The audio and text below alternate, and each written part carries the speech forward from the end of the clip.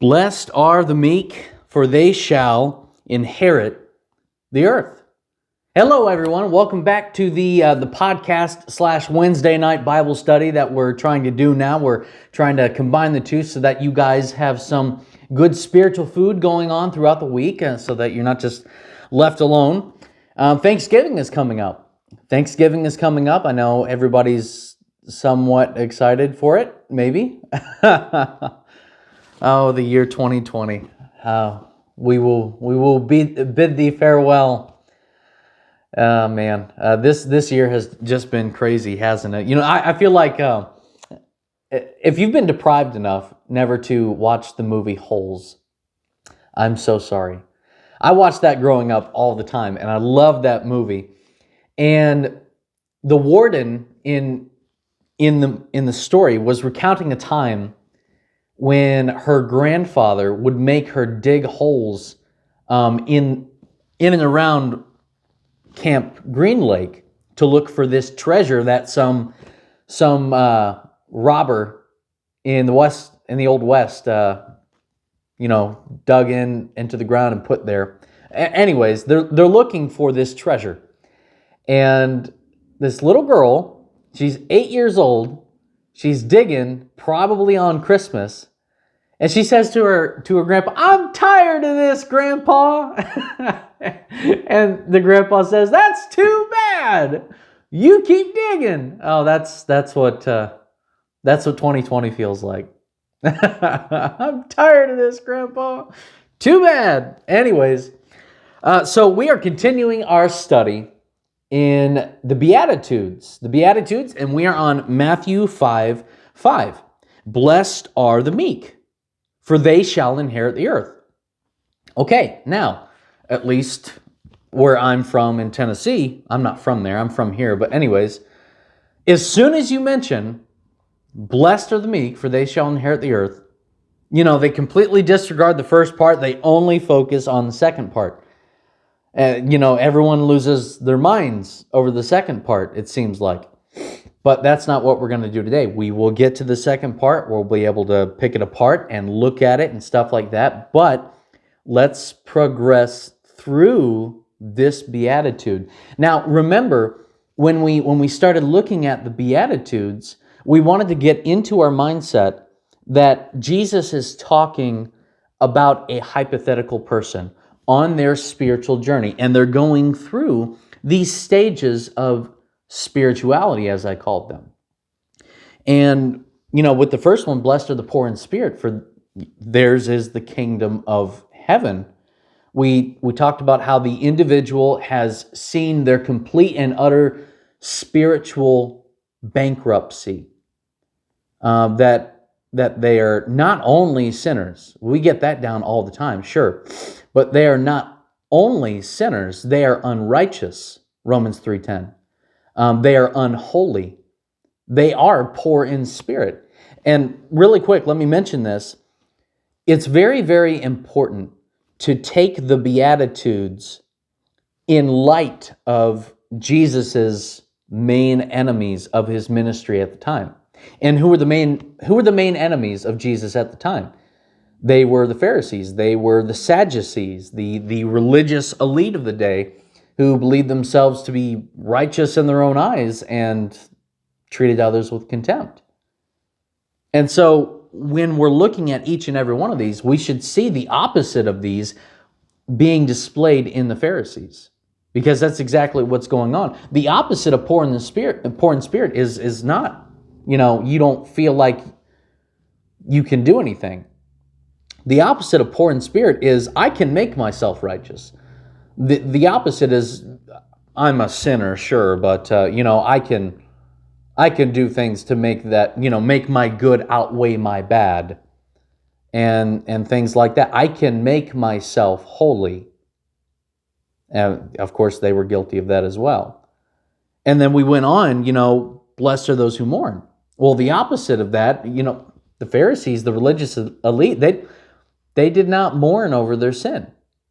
Because they really did believe that if I make myself righteous, I'll make myself pleasing to God, and therefore my good outweighing my bad, I have nothing to worry about. I'm not sorry for my sin because I can make it all better.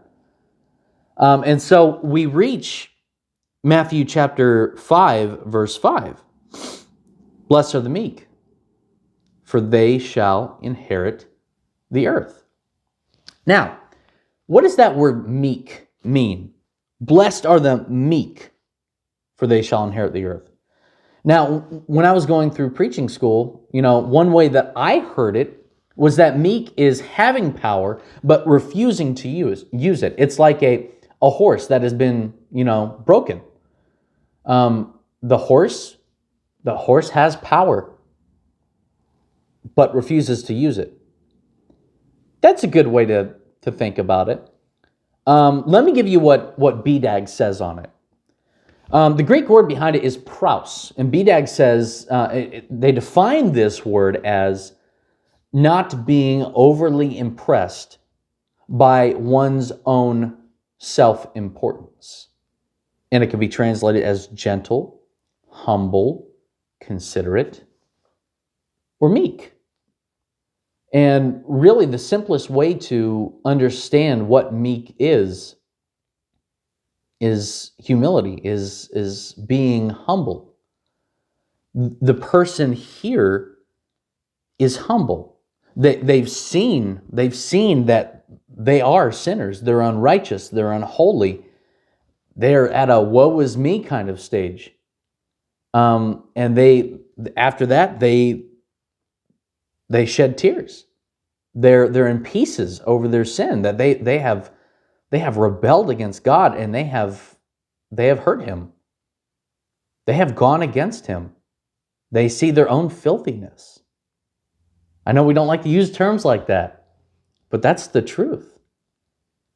And so now they get to this point where they can't be anything but humble now. Why? What is the opposite of being meek? What is the opposite of being humble? Well, it's being prideful. And this person going through the stages of spirituality, they realize they have nothing to be proud about. They can't be prideful. They don't have any pride. It's not a part of them anymore because they've seen the reality. They've measured themselves up and against God appropriately. And they see that they woefully fall short. Like Isaiah did in Isaiah chapter 6, when he saw God sitting on the throne, and he said, what? Woe is me, I'm undone. I'm a man of unclean lips. I dwell in the midst of a people of unclean lips. When he's measuring himself up and against God, the distance in holiness and righteousness and goodness that is between him and God is just astronomical. And so it leaves you with no hope in yourself to produce something pleasing to God. Not in a saving fashion, at least. We all understand unrighteous people can do righteous things. Yeah, but that's not what we're talking about right now. So there's no pride left in them. But like I said before, taking this in light of the Pharisees, well, the Pharisees had pride. They had tons of pride. This was impossible for the individual who's going through this, but it was very possible for the Pharisees to have this kind of spiritual pride. I mean, this is why we're in Matthew 5. But go over, maybe it's one page in your Bible, maybe it's two, maybe it's not even one. Matthew chapter 6, he's still in the middle of the Sermon on the Mount. And he says this in Matthew 6:1. Beware of practicing your righteousness before other people. Sorry, had an alarm. Beware of practicing your righteousness before other people in order to be seen by them. For then you will have no reward from your Father who is in heaven. Why is he concerned with practicing your righteousness? Because it's in a spiritually prideful way. The Pharisees, the religious elite. It doesn't end there. Look at verse 15. Actually, you know what? Look at verse 5 really quick. And when you pray this, you must not be like the hypocrites, for they love to stand and pray in the synagogues and at the street corners, that they may be seen by others.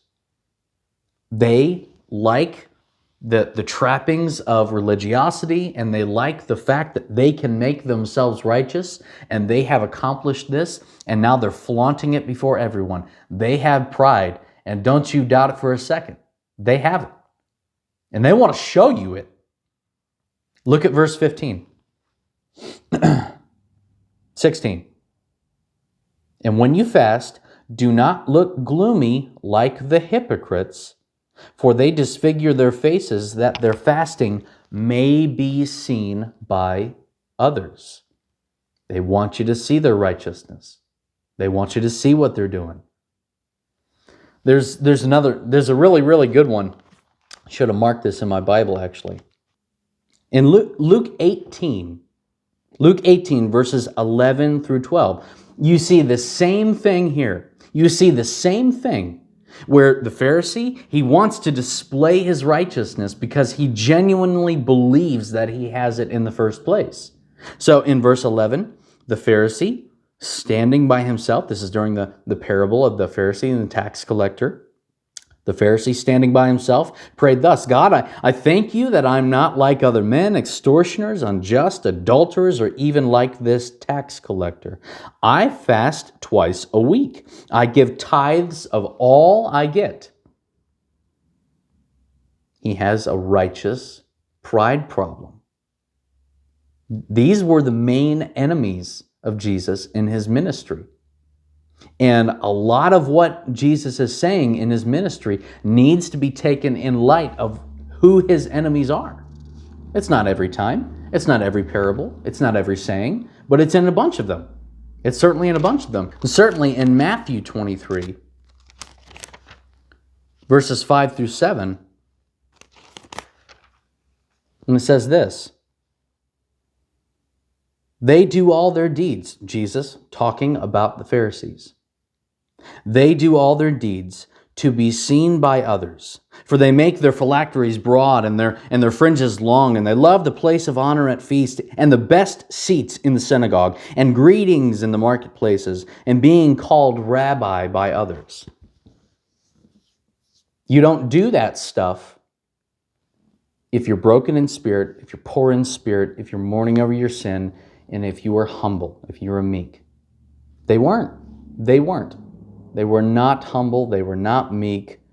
These are not the actions of those who understand their true spiritual state. They don't.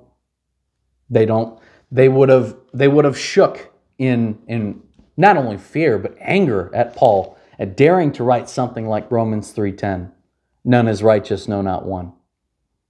And Romans 3:23, all have sinned and fall short of the glory of God. They would have hated to hear it. They would have hated it. But that's what happens when you think you can make yourself righteous. Look, this isn't a first century problem either. This is a now century problem. This has always been a problem. This will always be a problem. Spiritual pride, haughtiness. And it's something we must fight. We have to fight it. But now we get on to the other part of the verse. These people who are meek, they become meek because they've realized their spiritual circumstance. And they realize exactly what is wrong with their relationship with God. They shed tears over it. They're mourning. They're sorrowful. They become humble, lowly in spirit. What do they get? Because the poor in spirit, they're comprised of the kingdom of heaven. Those who mourn are going to be comforted by God. What do the meek get? Now here's where it gets fun. For they shall inherit the earth. Okay. So as soon as we get into this, already tons of questions are coming up and tons of divisions and stuff like that have been done in the brotherhood over this. I actually don't think any congregation has ever split over this, but at least divisions in distinctions wise. Distinctions have been made, and some people outright condemn you if you believe this. But here's the truth before we get into this. This is an issue that should not divide us. This is not a hill to die on. This is not a salvific matter at all. One that pertains to your salvation. If you believe it, if you don't believe it, it's not. There are plenty of issues that should, but this isn't one of them. This is not the triune nature of God that we're talking about here. This is not the deity of Christ. This is not justification. This is not the atonement. This is about eschatological things of the end times. And no one can be openly dogmatic on many end times things because our knowledge on end times things are just so limited. Now, you can be dogmatic on certain end times things. There are certain end times things that it's like, oh, wow, that reeks of heresy. But this isn't one of them. What does it mean? What am I getting at? What does it mean for them that they shall inherit the earth? Now, first of all, imagine being a Jewish follower, a disciple of Jesus. They're hearing this. They are hearing this first time. They don't have any other New Testament revelation at all. This is all they know. Now, the Jewish person who's following Jesus, they would have heard this, inherit the earth. Well, that means the land of Israel. That means that God is going to kick the Romans out. That means God is going to do this and for us, and that wasn't the case. It wasn't. How do we know that? Well, AD 70 still happened. Jerusalem was destroyed in 70 AD by the Romans. When we're talking about inherit the earth, we're talking about inheriting it in the same way that Noah did. What happened with Noah during the flood? All the wicked were washed away. They were taken away. And it was Noah and his family who were left on the earth. We're to take it like that. I think that is the plain and simple reading of the text. The entire story of the Bible, has been all about getting back to that Edenic state. When in Eden, everything was perfect, the earth had not fallen yet, man had not fallen yet, there was no death, there was no disease or anything like that, and we were with God. We were in communion with God. This was where we were made to be, and it was perfect. We were with God. And by default, that is heaven. Wherever God is, that's heaven. And the entire singular story of the Bible, because it's all one story, the entire singular story of the Bible is all about getting man back together with God again. And so things like the new heavens, new earth idea comes out of this. New heavens, new earth. I know that you've talked about it. You've heard about it before. Isaiah has talked about it. Revelation talks about it in specific terms where it mentions new heavens and new earth. But sometimes people, and we'll get into it here in a second, why it's the view that we're only going to heaven and there is no new heavens, new earth is actually new. It's not ancient, it's not old, it's new. And whenever new teaching comes around in the church, have to be careful with that. But anyways, there's the idea that we're just going to go to heaven and be protoplasmic spirits just kind of floating around forever. How do you deal with this verse? For they shall inherit the earth. How do you deal with that? Let's go into what this text would have meant to the early readers of it, the early readers of the text. Did they believe in a new heavens, new earth view where God was going to recreate, destroy the old earth, destroy the old heavens, and make a new heavens and a new earth where God and man dwelled together forever? Let's get into that. I have some good stuff for you. If you're a fan of church history, which I hope that you are, this will be interesting to you. Irenaeus. Now, when we're looking at early church history, we're not quoting it as in Scripture. We're using it as a reference point. We're using it as support of, well, let's get into their mindset. What would they have thought about this text?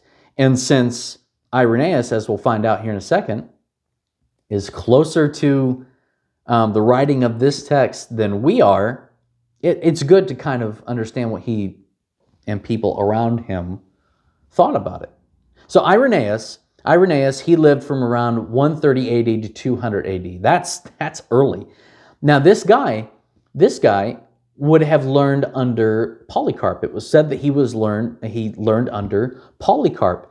And Polycarp was taught by the Apostle John. The Apostle John. And John, the apostle of love. So Irenaeus would have been spiritually his spiritual grandson, which is kind of cool to think. It's awesome to see biblical history move on into the rest of history like that, where you had people that knew the prophets, people that knew the apostles. Can you imagine? That would just be so cool to actually know these guys. And these people did. And so Irenaeus, he says this: neither is the substance nor the essence of the creation annihilated, for faithful and true is he who established it. But from the world, the form of the world passes away. 1 Corinthians 7:31. That is, those things among which transgression has occurred, because man has grown old in them. But when this present form of things passes away, and man has been renewed and flourishes in an incorruptible state, so as to preclude the possibility of becoming old, won't that be great? Then there will be the new heavens and the new earth, in which the new man will remain, continually enjoying new communion with God. That's what the early church would have believed. How about another one? I won't just give you one and call it good. Origen in 185 to 254 AD. Still very, very early. Still way closer to the writing of Matthew and the closing of the canon than we are.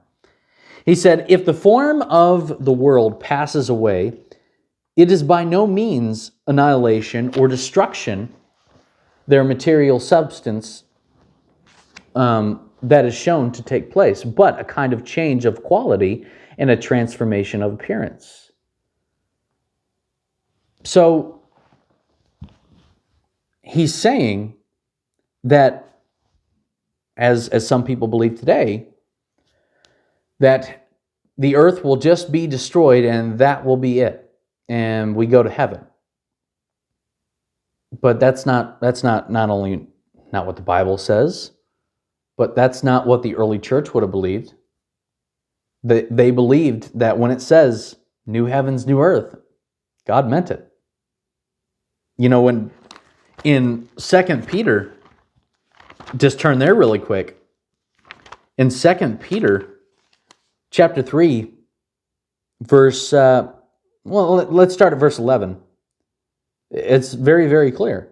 Since all these things are thus to be dissolved, what sort of people ought you to be in lives of holiness and godliness, waiting for the hastening the coming of the day of God, because of which the heavens will be set on fire and dissolved, and the heavenly bodies will melt as they burn.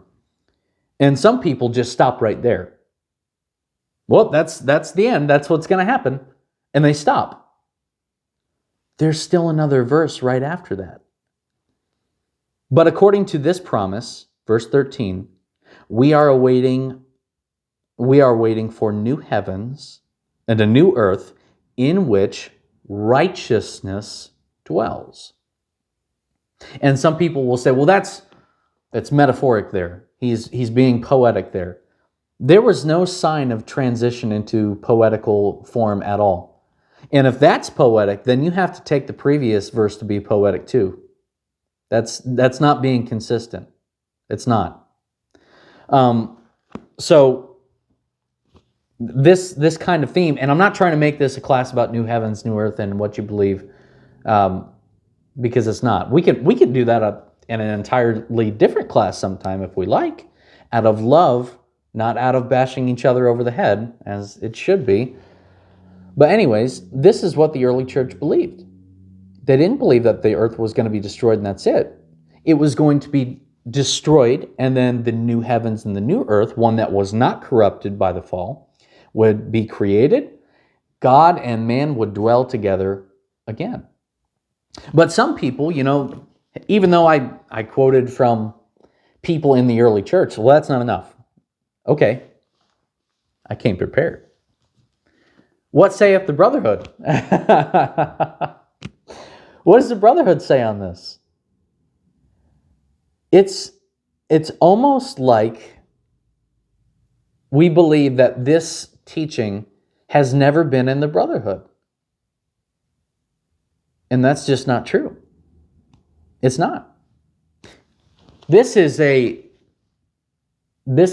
lectureship book where they were, in 1978, they were going over premillennialism, true or false. And of course, premillennialism, not true. But there's a section in this where, what's his name? Yeah, Charles Coyle, during this lectureship, he was assigned the topic, the new heavens and the new earth.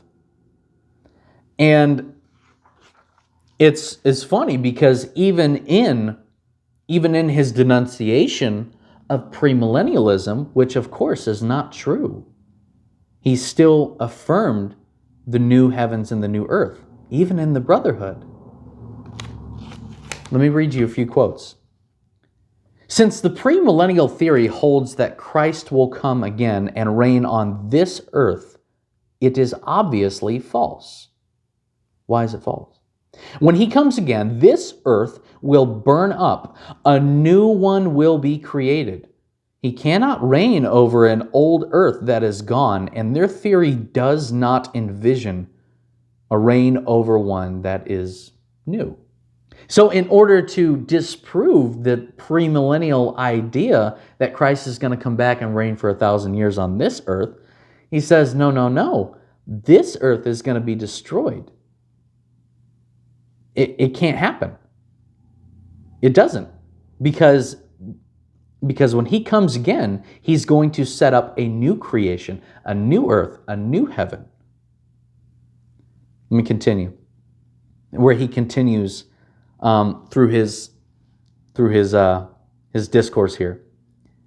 Is the new heavens and new earth to be identified with the holy city let down out of heaven? Is this the future dwelling place of the redeemed where God will dwell with man? This seems to be the meaning and intent of the passage. You see how you don't have to pendulum swing? You see how you can affirm that, premillennialism and the 1,000-year reign of Christ on earth, that's not a true thing, but you don't have to gut out all the rest. That's called being unbalanced. And this guy, Brother Coyle, in the Church of Christ, he understands. So let me leave it off with this. There is other evidence that the new heavens and the new earth are intended to describe the future dwelling place of the redeemed. For example, The old heavens and earth are obviously the dwelling place of humanity. It would not be illogical or contrary to reason or evidence to suppose that the new heavens and new earth would be so used in the future. This is brotherhood stuff. It's not wrong to believe this. It's biblical stuff. Now, I'm not going to come down on you and bash you over the head and say, you must believe what I believe. No. If you want to believe that we're going to go straight to heaven, okay. Yeah, as a good brother of mine says, when we have our conversations, we weren't talking about new heavens and new earth, but we were talking about a different subject. And he said, and you can disagree with me and everything like that, and we're still Christians. We're still brothers. That kind of level of maturity and unity in the body of Christ is exactly what we need, because this is not an issue that determines salvation. It's not. So you can believe that we're going to go straight to heaven, and that's it. Okay. Because at the end of the day, whatever's going to happen in terms of that, God knows, and it's going to happen regardless. So if that's what happens, okay. And if the new heavens and new earth gets created, okay. I've got another brotherhood quote for you, by the way. I'm not moving on from that just yet. Still in the category of looking at brotherhood stuff, Church of Christ stuff. How about J.W. McGarvey? That's a big one. That's a big one in the brotherhood. At least the way I've understood brotherhood material.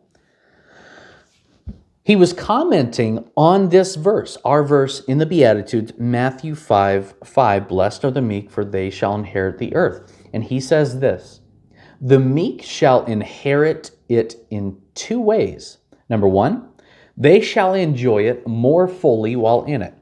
True. Number two, they shall finally, as a part of the triumphant church, possess it and enjoy it. Doubtless, there is also here a reference to complete possession to be fulfilled in the new earth. That's J.W. McGarvey. In the next commentary on verse 6 that we'll get into next week, he even makes the same remark again about the new creation. This is not something that's weird. This is not something that's out of orthodoxy in a way. This is not something that's uncommon to Christian belief for all of church history. This is something that's very, very normal. And I think it is a pendulum swing thing. We're afraid of something. Possibly we're afraid of what the Jehovah's Witnesses believe. And so we swing past and go all the way over to the other side. They believe in a renovated earth. It will be renewed. And the Bible teaches that the creation will be destroyed. It will not be renewed. It'll be created anew, a new heaven, a new earth, not a renewed earth. So that's probably why we have such an aversion to it. But we should be able to talk about this stuff as brothers and sisters in Christ. We should be able to have logical, non-emotionally charged discourse on this and be just fine. It should not be something that we're tiptoeing around. It's what the Bible teaches, so let's teach what the Bible teaches, right? And once again, this is not a class on new heavens, new earth, okay? We're doing the Beatitudes right now. But I wanted to cover just a few verses about this. 1 Corinthians chapter 7, verse 31. And Paul is talking about the lives that we have, that we're called to live in, and then he talks about being unmarried and stuff like that. Well, in the context of that, he makes this little offhand statement really quick.